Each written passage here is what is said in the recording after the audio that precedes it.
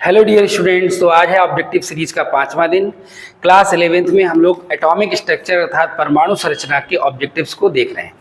तो देखा जाए आज का पहला ऑब्जेक्टिव है बहुत ही ज़्यादा इंपॉर्टेंट, बहुत अच्छा। सम इलेक्ट्रॉनिक हैं। क्या पूछा गया है? सम इलेक्ट्रॉनिक हैं। सम इलेक्ट्रॉनिक कौन है? मतलब जिनमें इलेक्ट्रॉनों की संख्या कैसी हो? समान। ऐसी स्पेसीज जिनमें इलेक्ट्रॉनों की संख्या समान होती है उन्हें सम इलेक्ट्रॉनिक कहा जाता है। तो परमाणु क्रमांक बराबर क्या होता है? परमाणु क्रमांक बराबर प्रोटॉन बराबर इलेक्ट्रॉन। तो जितना परमाणु क्रमांक होगा उतने ही उसमें प्रोटॉन होंगे, उतने ही इलेक्ट्रॉन होंगे। तो परमाणु क्रमांक के आधार पर इन सभी में इलेक्ट्रॉनों की संख्या ज्ञात की जा सकती है। तो क्या होगी इलेक्ट्रॉनों की संख्या? कार्बन का परमाणु क्रमांक 6 होता है, प्लस हाइड्रोजन का कितना होता है? 1 होता है। तो 3 हाइड्रोजन का 3 हो गया और 1 प्लस लगा है, यानी 1 इलेक्ट्रॉन कम है। 3 माइनस 1, ठीक है। 1 प्लस का मतलब क्या है? इलेक्ट्रॉन कम है। तो 6 और 3 कितना हो गया? 9। 9 में से क्या कितना बचा? 8। तो इसमें इलेक्ट्रॉनों की संख्या कितनी है? 8 है। इसमें देखिए हाइड्रोजन का परमाणु क्रमांक 1 है और 3 हाइड्रोजन है, तो कितना हो गया? 3। और प्लस ऑक्सीजन का कितना होता है परमाणु क्रमांक? 8 और माइनस 1 इलेक्ट्रॉन कम है। 1 इलेक्ट्रॉन कम है तो उसे घटा दीजिए, तो बराबर कितना बचेगा? 8 और 3 11 में से क्या कितना बचा? 10 इलेक्ट्रॉन। तो इसमें 10 इलेक्ट्रॉन है, इसमें 8 इलेक्ट्रॉन है। तो ये दोनों आपस में सम इलेक्ट्रॉनिक नहीं है। अगर हम इसमें बात करें, कार्बन का परमाणु क्रमांक 6 है, ऑक्सीजन का कितना होता है? 8 होता है। 8 और 6 कितना हो गया? 14 हो गया, 14 हो गया। तो ये तीनों ही आपस में सम इलेक्ट्रॉनिक नहीं है। तीनों ही आपस में सम इलेक्ट्रॉनिक नहीं है। अब इसको देखा जाए, कार्बन का परमाणु क्रमांक कितना है? 6 प्लस हाइड्रोजन का 1, 3 हाइड्रोजन का हो गया 3 और प्लस 1 इलेक्ट्रॉन एक्स्ट्रा है इसके पास, तो जुड़ जाएगा। 6 3 9 और 1 कितना हो गया? 10। तो इलेक्ट्रॉनों की संख्या इसमें कितनी है? 10 है। तो आप क्या देख रहे हैं? देखिए यहाँ पर इलेक्ट्रॉनों की संख्या 10 है। किसके लिए? H3O पॉजिटिव के लिए। और CH3 निगेटिव के लिए इलेक्ट्रॉनों की संख्या कितनी है? 10 है। तो इलेक्ट्रॉनों की संख्या समान किसमें है? सेकेंड में और फोर्थ में। तो ऑप्शन नंबर कौन सा सही हो जाएगा? सेकेंड एंड फोर्थ में इलेक्ट्रॉनों की संख्या समान होगी। तो ऑप्शन नंबर डी हमारा एकदम करेक्ट आंसर है। ऑप्शन नंबर डी हमारा एकदम करेक्ट आंसर है। तो इस तरह के क्वेश्चंस बहुत इंपॉर्टेंट होते हैं। अगर कोई डाउट है, कोई बात समझ में नहीं आई है, तो कमेंट बॉक्स में कमेंट कर दीजिए। अगले वीडियो में उसको क्लियर कर दिया जाएगा। चलिए देखते हैं अगले क्वेश्चन को। अगला क्वेश्चन क्या कहता है? देखिए अगले क्वेश्चन में हमसे पूछा गया आयन जिसमें सबसे अधिक अयुग्मित इलेक्ट्रॉन है। तो यहाँ पर 4 हमें स्पीशीज दी हुई है, 4 आयन दिए हुए हैं, जिनमें हमें बताना है कि किसमें अयुग्मित इलेक्ट्रॉनों की संख्या सबसे अधिक होगी। अयुग्मित का मतलब आ माने नहीं, युग्मित माने जोड़े वाले, जिनका जोड़ा नहीं है अर्थात अनपेयर्ड है।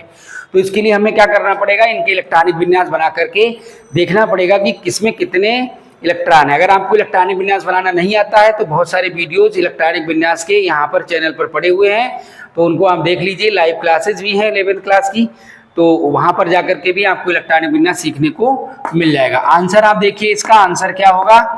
देखिए Fe ट्रिपल पॉजिटिव, Fe का परमाणु क्रमांक कितना होता है? 26 होता है। तो पहले आप किसका इलेक्ट्रॉनिक विन्यास बनाएंगे? 26 का बनाएंगे। क्या बनेगा? 1s2 2s2p6 3s2p6 और d6 और यहाँ पर क्या आ जाएगा? 4s2 आ जाएगा। ठीक है, तो यहाँ तक तो सेम ही रहता है सबका। यहाँ से चेंज होता है केवल इतना, तो इतने पर ध्यान देना रहता है। अगर मैंने आपको एक ट्रिक बताई है, अगर 21 का बनाना है तो यहाँ पर 1 आएगा, 22 में 2 आएगा, 23 में 3 आएगा, 24 में 4 आएगा, 25 में 5 आएगा, 24 में 5 आएगा, एक इधर से ले लिया जाएगा। ठीक है, 4 का 5 कर दिया जाता है, वहाँ पर ध्यान रखेंगे। और 25 में 5 आएगा, 26 में 6, 27 में 7, 28 में 8, 29 में कितना आएगा? 9 आना चाहिए, लेकिन एक इलेक्ट्रॉन यहाँ से लेकर के 10 कर दिया जाएगा। उसको अर्धपूरित और पूर्ण पूरित करने के लिए 24 और 29 में ऐसा किया जाता है। ठीक है, 24 29 में ऐसा करते हैं। एक इलेक्ट्रॉन 4 का 5 और 9 का 10 कर दिया जाता है, और 30 में यहाँ पर कितना आ जाएगा? 10 आ जाएगा। तो बहुत सिंपल ट्रिक है ये। अगर आपको ये पूरा नहीं आता है तो आप यहाँ पर केवल लास्ट वाला आपके काम का होता है। ऐसे प्रश्नों में, ऐसे जो क्वेश्चंस आपको मिलते हैं उनमें लास्ट वाला जो इलेक्ट्रॉनिक कॉन्फ़िगरेशन होता है वही आपके काम का होता है, बाकी सब बेकाम के होते हैं। तो आपको केवल क्या करना है? लास्ट वाले को ध्यान रखना है। और क्या ध्यान रखना है? अगर 21 का है तो यहाँ पर 1 आएगा डी में, 22 का है तो 2 आएगा, 23 का है तो 3 आएगा, 24 का है तो 4 आना चाहिए, लेकिन 4 का 5 कर दिया जाता है अगले वाले से 1 इलेक्ट्रॉन लेकर के। ठीक है, अगर 25 है तो आपका 5 आएगा, 26 है तो 6 आएगा, 27 है तो 7 आएगा, 28 है तो 8 आएगा, 29 है तो 9 आना चाहिए, लेकिन 9 का 10 कर दिया जाता है डी में पूरित करने के लिए। ठीक है, और 30 आएगा तो 30 के लिए क्या कर दिया जाएगा, यहाँ पर 10 कर दिया जाएगा। ठीक है, बहुत सिंपल ट्रिक है, बहुत सिंपल बातें। इन बातों को अगर याद रखेंगे तो केमिस्ट्री आपको बहुत ही इजी लगेगी। तो अब देखिए Fe का जो इलेक्ट्रॉनिक विन्यास है यहाँ पर कितना लगा हुआ है, +3 लगा हुआ है, +3 का मतलब 2 इलेक्ट्रॉन कम होगा।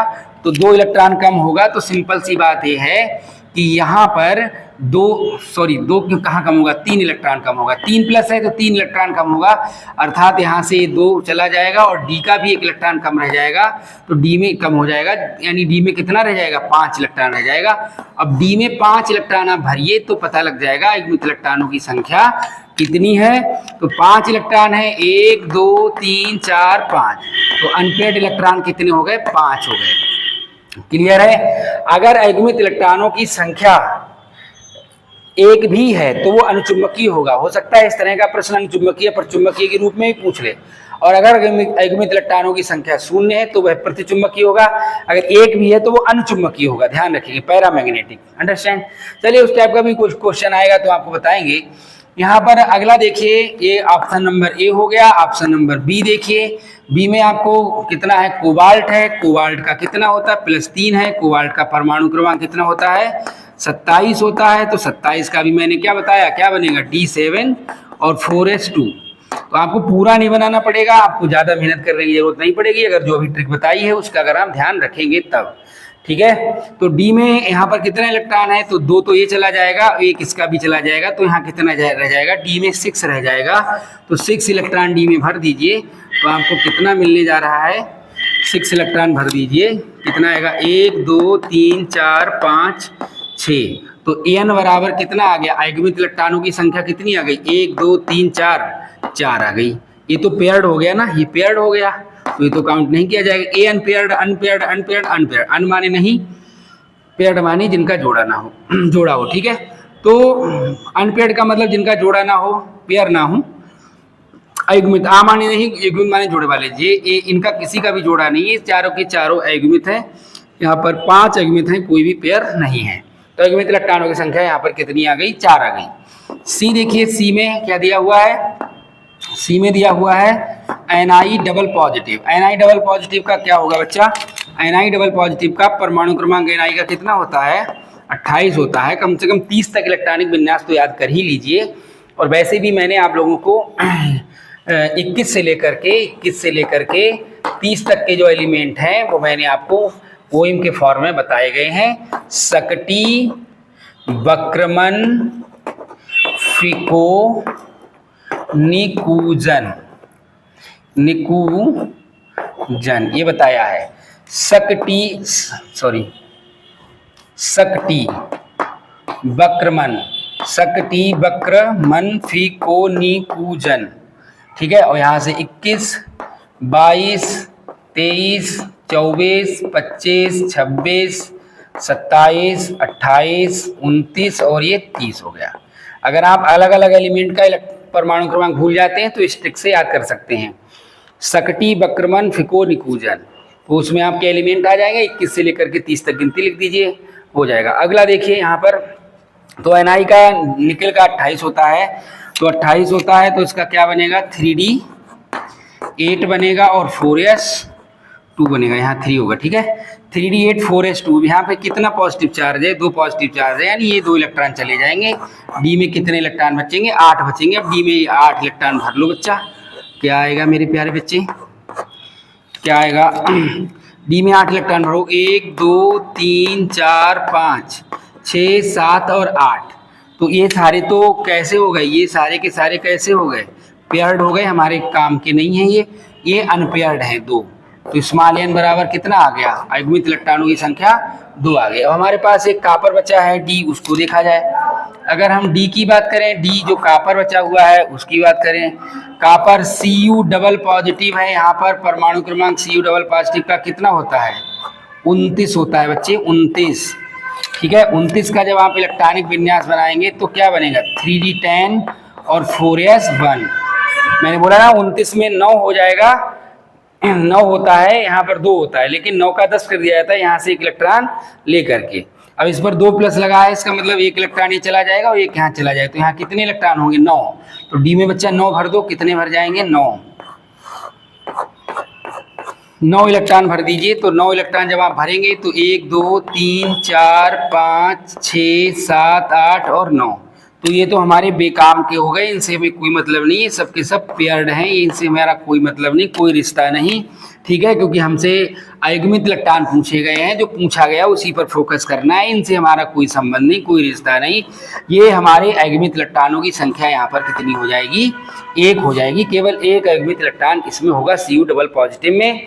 तो आप देख रहे हैं यहाँ पर अयुग्मित इलेक्ट्रॉनों की संख्या सबसे ज्यादा किसमें है, इसमें 5 है, इसमें 4 है, इसमें 2 है, इसमें 1 है, तो सबसे ज्यादा अयुग्मित इलेक्ट्रॉनों की संख्या यहाँ पर Fe में है। अतः जो हमारा ऑप्शन नंबर ये ए होगा, एकदम करेक्ट आंसर होगा, यही बिल्कुल सही आंसर है, करेक्ट आंसर है, ठीक है। अगर कोई डाउट है, कोई प्रॉब्लम है, कोई समस्या है तो आप कमेंट बॉक्स बना ही इसीलिए है कि उसमें आप कमेंट कर दीजिए, नेक्स्ट वीडियो में उस डाउट को, उस समस्या को क्लियर कर दिया जाएगा। तो देखा जाए अगला क्वेश्चन क्या कहता है। तो लो भैया एक और क्वेश्चन आ गया उसी तरह का, निम्नलिखित में से किस आयन में अयुग्मित इलेक्ट्रॉनों की संख्या अधिकतम है, किस आयन में अयुग्मित इलेक्ट्रॉनों की संख्या अधिकतम है। तो अयुग्मित इलेक्ट्रॉनों की संख्या कैसे निकाली जाएगी, देखिए सिंपल है एकदम। क्रोमियम का परमाणु क्रमांक कितना होता है, पता होना चाहिए, 24 होता है। इसका कितना होता है, निकिल का 28 होता है। इसका कितना होता है, मैग्नीज का 25 होता है। टाइटेनियम का कितना होता है, 22 होता है। ये सब आपको पता रहना चाहिए। तो बनाओगे जब 24 का तो क्या बनेगा, 3d5 4s1 बनेगा, 3d5 4s1। क्लियर है। अब 3 + 4 होना चाहिए ना, 24 के लिए 4 होना चाहिए डी में। अब 4 का 5 कर दिया जाता है हाफ फिल्ड करने के लिए, अर्ध पूरित करने के लिए, सब पढ़ाया गया है आपको रेगुलर क्लास में। तो यहाँ पर आपको क्या करना है कि +3 जो है, 3 इलेक्ट्रॉन कम हुए तो 1 यहाँ से कम हो जाएगा, 2 यहाँ से कम हो जाएगा, जब 2 यहाँ से कम हो जाएगा तो 3 रह जाएगा, है ना। तो D3 में कितने इलेक्ट्रॉन रह जाएंगे बच्चा, डी में कितने कक्षक होते हैं ये आपको पता रहना चाहिए। तो डी में 5 कक्षक होते हैं, तो 3 इलेक्ट्रॉन है, 1 2 3 इलेक्ट्रॉन भर दिए, सारे के सारे अयुग्मित हैं। अयुग्मित इलेक्ट्रॉनों की संख्या कितनी हो गई, 3 हो गई बच्चा, 3, ठीक है। अब इसका देखिए, इसका क्या होगा, इसका देखिए 28, तो क्या बनेगा, 3d8 बनेगा और 4s2, 2 पॉजिटिव है तो ये 2 यहाँ से चला जाएगा। डी में कितना इलेक्ट्रॉन भर दीजिए, डी में कितने कक्षक होते हैं, 5 कक्षक होते हैं। इलेक्ट्रॉनों की संख्या कितनी है, 8 है, तो 8 इलेक्ट्रॉन भर दीजिए, यहाँ पर 8 इलेक्ट्रॉन भर गए। तो अयुग्मित इलेक्ट्रॉनों की संख्या, ये भी तो अयुग्मित है, तो अयुग्मित इलेक्ट्रॉनों की संख्या कितनी आ गई, 2 आ गई। तो Ni डबल पॉजिटिव में 2 है, Cr ट्रिपल पॉजिटिव में 3 है। आगे बढ़ते हैं, यहाँ पर देखिए Mn डबल पॉजिटिव, Mn का कितना है, 25 है। क्या इलेक्ट्रॉनिक विन्यास बनेगा, 3d5 और 4s2, ठीक है। तो 2 इलेक्ट्रॉन कम है तो यहाँ से ये चले जाएंगे। डी में कितने इलेक्ट्रॉन हैं, भर दीजिए, 5 इलेक्ट्रॉन हैं, 5 भर दीजिए। तो 5 भरेंगे, 1 2 3 4 5, तो नंबर ऑफ अनपेयर्ड इलेक्ट्रॉन कितने हो गए, 5। 5 के 5 अनपेयर्ड है, यहाँ पर अयुग्मित है, अमान्य नहीं, अयुग्मित माने जोड़े वाले, जिनका जोड़ा नहीं है। इसके बाद देखिए यहाँ पे टाइटेनियम 22, इलेक्ट्रॉनिक विन्यास क्या होगा, 3d2 4s2, 2 इलेक्ट्रॉन 2 प्लस है, यानी 2 इलेक्ट्रॉन 4s2 वाले चले जाएंगे। डी में भर दीजिए, डी में कितने भरे जाएंगे, डी में कितने इलेक्ट्रॉन है, यहाँ पर 2 इलेक्ट्रॉन है, 1 और 2, तो नंबर ऑफ अनपेयर्ड इलेक्ट्रॉन कितना हो गया, 2 हो गया। तो अयुग्मित इलेक्ट्रॉनों की संख्या अधिकतम किसमें है, अधिकतम, तो यहाँ 3 है, यहाँ 2 है, यहाँ 2 है, यहाँ 5 है, तो सबसे ज्यादा इसी में है। तो यही वाला ऑप्शन एकदम करेक्ट आंसर है, सी एकदम हमारा करेक्ट आंसर है। बहुत बढ़िया ट्रिक है ये, इस ट्रिक से आपको पूरा इलेक्ट्रॉनिक विन्यास बनाने की जरूरत नहीं है। आप देखिए क्रोमियम का 24 होता है, तो 24 का 4 होना चाहिए, 4 का हमने 5 कर दिया, यहाँ से 1 लेकर के। निकिल का परमाणु क्रमांक 28 है तो यहाँ 8 आ गया, इसका 25 है तो यहाँ 5 आ गया, इसका 22 है तो यहाँ 2 आ गया, ठीक है। बहुत सिंपल है, बहुत सिंपल है। केमिस्ट्री बहुत ज़्यादा इजी है, अगर समझ में आ गई तो, समझ में नहीं आई तो इससे ज़्यादा कठिन भी नहीं है। तो जो लोग सीखते नहीं हैं, समझ समझ के नहीं पढ़ते हैं, सीख सीख करके नहीं पढ़ते हैं, उन लोगों को केमिस्ट्री में हमेशा प्रॉब्लम आती है और इस सब्जेक्ट को ही फिर वो बुरा बताने लगते हैं, क्योंकि कहीं ना कहीं कॉन्सेप्ट क्लियर नहीं करते। बिना कॉन्सेप्ट क्लियर किए केमिस्ट्री पढ़ोगे, कभी केमिस्ट्री अच्छी आपको नहीं लग सकती। जिस दिन कॉन्सेप्ट क्लियर हो जाएंगे उस दिन केमिस्ट्री से अच्छा सब्जेक्ट ही कोई नहीं लगेगा, क्योंकि इतना सुंदर नाम है रसायन। रसायन कितना सुंदर नाम है, आप जानते हो, रस प्लस आयन। रसायन, रसायन का संधि विच्छेद क्या है, रस प्लस आयन। रस का मतलब क्या है, रंग मिठास। रस का मतलब है मिठास, और जितने भी आयन होते हैं कैसे होते हैं, रंगीन होते हैं, या फिर यूं कहें कि जो रंग होते हैं वो आयनों की वजह से होते हैं। तो रंग और मिठास के विज्ञान को हम क्या कहते हैं, रस प्लस आयन यानी रसायन। तो रसायन विज्ञान का अर्थ कितना सुंदर है। रंग और मिठास के विज्ञान को रसायन विज्ञान कहा जाता है, और जो रंग और मिठास का विज्ञान है वो बोरिंग कैसे हो सकता है। तो इसका मतलब कहीं ना कहीं कुछ तो गड़बड़ है। तो गड़बड़ क्या है, कॉन्सेप्ट क्लियर किए बिना पढ़ना, यही गड़बड़ है। कॉन्सेप्ट क्लियर नहीं किया, चीज़ों को सीखा नहीं, रट लिया। अब बताइए इसमें कहाँ रट करके काम चल जाएगा। अब बताओ इसमें क्या रट सकते हो, इसमें सब आपको कैलकुलेट करना ही पड़ेगा। अगर नहीं आता है तो नहीं होगा आपका, ठीक है ना। फिर आपको लगे अरे यार बड़ा बोरिंग सब्जेक्ट है, लेकिन मुझे लगता है कि आपको ये वाला बहुत अच्छे से क्लियर हो गया होगा। चलिए देखते हैं अगला क्वेश्चन। अगला क्वेश्चन क्या कहता है, तो ये रहा अगला क्वेश्चन। निम्न आयनों में अनुचुंबकीय है, क्या पूछा है, अनुचुंबकीय। अनुचुंबकीय पूछा है, थोड़ा सा समझ लेते हैं। अनुचुंबकीय पदार्थ क्या होते हैं, वे पदार्थ जो चुंबकीय क्षेत्र में रखने पर चुंबक की ओर आकर्षित होते हैं, उन्हें अनुचुंबकीय पदार्थ कहा जाता है। और यहाँ पर सब कुछ आ से होता है। आ से अयुग्मित इलेक्ट्रॉन, आ से अनुचुंबकीय, और आ से अयुग्मित इलेक्ट्रॉन, अयुग्मित इलेक्ट्रॉन, ठीक है। अगर किसी पदार्थ में, किसी आयन में, किसी परमाणु में अयुग्मित इलेक्ट्रॉन होंगे तो वह अनुचुंबकीय होगा। अनुचुंबकीय मतलब वो चुंबक की ओर आ से क्या होगा, आकर्षित। सब कुछ आ से है, यहाँ पर सब कुछ किससे है, आ से है। आ से अनुचुंबकीय, आ से आकर्षित, आ से अयुग्मित इलेक्ट्रॉन। अगर अयुग्मित इलेक्ट्रॉन है तो अनुचुंबकीय होगा, अदरवाइज नहीं होगा। तो हमें 4 आयन दिए गए हैं, इनमें हमें पहचानना है कि अयुग्मित इलेक्ट्रॉन किसमें है। जिसमें अयुग्मित इलेक्ट्रॉन होंगे वही अनुचुंबकीय होगा। अभी हमने सीख भी लिया अयुग्मित इलेक्ट्रॉनों की संख्या कैसे निकाली जाती है। तो परमाणु क्रमांक की जरूरत पड़ेगी। परमाणु क्रमांक बताइए, इसका क्या होता है, 30 होता है। निकिल का कितना होता है, 28 होता है। कॉपर का कितना होता है, 29 होता है। ये सब आपको पता रहना चाहिए। कैल्शियम का कितना होता है, 20 होता है। 20 बच्चा 20 होता है।